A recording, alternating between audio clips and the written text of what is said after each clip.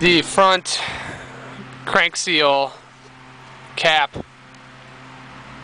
housing was bonded to the oil pan and the block with a cream color or off-white color silicone. Seemed to be holding up pretty well. Seems like quality stuff. I used a razor blade and some paper towel to scrape the old shit off and cleaned up the surface. I haven't really rubbed on it yet. I'm just probably going to put some brake cleaner on it to get any grease out of there. Scrub it with the toothbrush real quick. Then I'm going to put it back on. This is what it looks like, if anyone was wondering. Sits on there like this, just below the tensioner. And this is the old seal. The old seal is the PTF seal, PTFE. Seems to have some oily, crusty crud in the back of the seal, and I suspect perhaps that might have something to do with it. Maybe that carbony, crusty soot gets in between the sealing lip surface and fucks up the seal. I don't know. But this was pretty dirty when I took it off, but I put it in a bucket of degreaser over there, and I just scrubbed on it and scrubbed on it, and it's pretty friggin' clean now. So all I gotta do is get that seal out of there. I got some larger, you know, standard American stuff over here that I might be able to use to bonk it out. I used my breaker bar. I didn't have to use this big bar at all. I thought I was gonna have to use it, but I got some big boys here that I might try to use to muscle that thing out. So I'm still going to clean this up a little bit before I put it back on, obviously. Just laid it on the ground. But, you know, this is essentially how I'm going to try to press this old seal out. I'm going to try to just be gentle with it. There we go. Just a little bit of body weight, and it came right out. There's the sealing surface. So you saw how I did that. I hope. The old seal seems to be the PTFE style seal. ACM/PTFE/FE. It appears to say DEST 354810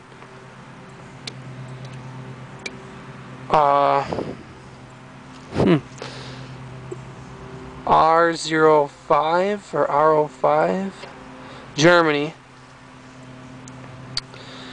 and it says part number here 038103. I can't read it. Water's fucking it up. It says 038103 085B, and it has a Volkswagen Audi symbol followed by the number 32 KAC.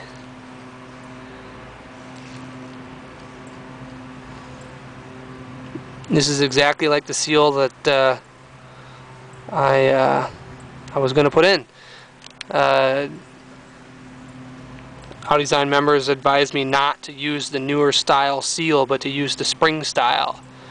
Maybe some people could advise me on whether or not this is the original seal that came with the car, or if this is an aftermarket seal. Alrighty, well that's where I'm at now. So now I got this separated. This outer surface seems to have some ridges in it, probably to hold the seal in place. I don't want to put my socket back in there because it's got some dirty, oily stuff on it. The crankshaft itself, if you ask me, let me grab a pointer. I can get it out of the box without falling down. Appears to have some groove right here. Now, I'm not scraping this, I'm just lightly laying this on here. And there seems to be a groove right here. So, and it might be visible on my shitty camera right here. So I should probably not install the new seal right here. I should probably try to install it somewhere up here, away from that, or further back if possible. But then I'd be afraid of the seal getting pushed forward back into this groove again. If I install it on this side of the groove, then I won't have to worry about it getting pushed by engine pressure, you know, crankcase pressure. I mean, not that it would get pushed, but you know what I mean? Just maybe extra paranoia. Install it on this side. So I've been advised by several people not to use that PTFE style seal. I, lo and behold, had that seal, and I have a leaky crankshaft seal. So perhaps I need to go ahead and get that original style seal. That's the story as it goes so far. I didn't want to damage the surface here on the crankshaft or on that bracket, the mating surface, the outer race, or whatever you want to call it over there. So I just took the damn thing off. You got a screw here, here, here, and one over here that you got to go between the snub mount to get. Really not a big deal. And then you got 1, 2, 3, 4, 5, 6. Piece of cake. Screws are easy to take out. So I'm taking out the water pump here, and I'm going to replace it with a nice one. Forget what brand I got. So that's where I'm at in my project here.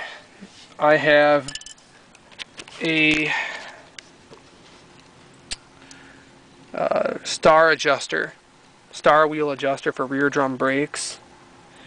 That's come in handy more than a couple times for different things. And I don't know where I set it, but I'm going to try to use that to wedge this out, because it's just got that nice leverage, thin, sharp, like a screwdriver, 90-degree angle on it that I can pry away from the block with. But I set it down somewhere here,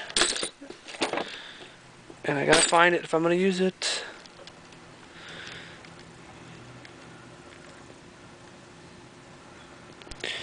So I'm taking my time with this. I am not rushing. I'm just taking it easy, taking it little step by step, putting nuts and bolts and stuff in little baggies and labeling them so I don't lose them. You know, when you're going slow with something, you don't want to go too fast and forget where something goes.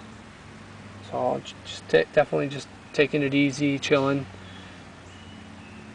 looking at everything, just kind of making a judgment call on things and how things were done here.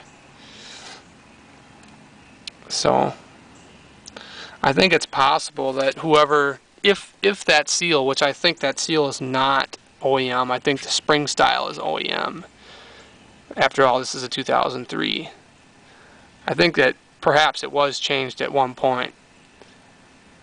And when it was changed, the bracket perhaps was not taken off, I'm not sure.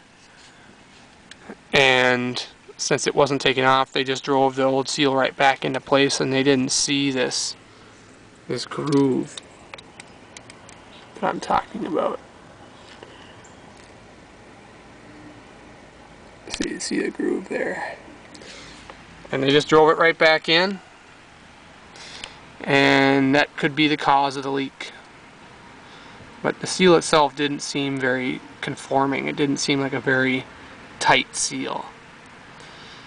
So I wasn't very impressed with it just by feeling it. It seemed kind of hard. But hopefully some people have some insights or some input on that, whether or not that was OEM or not. for the 2003 model year. But I loosened this guy up and the tensioner just went right for it. There's no getting that back down. I'm gonna have to take that off. I got a new one anyway, so I got a new water pump, new tensioner, new roller. I hand-picked all this stuff from different websites. It cost me less than 300 bucks for Gates racing belt, accessory belt, water pump, tensioner, roller. I actually got the roller and the Gates accessory belt as a kit from a couple that were selling theirs for 40 bucks on eBay. Both genuine parts. I got some other stuff I'm putting in. Silicone, hoses. I want to replace this guy right here, these washers, because this thing tends to leak a little bit, I notice. I want to replace these hoses to the N75.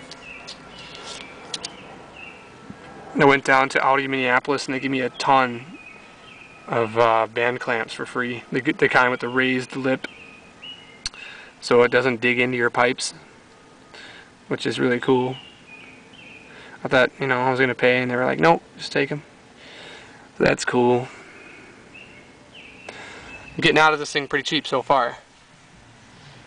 If I can just find my star wheel adjuster, I can take my water pump out, and then take the tensioner out, then take the roller out, take these items off, replace them all.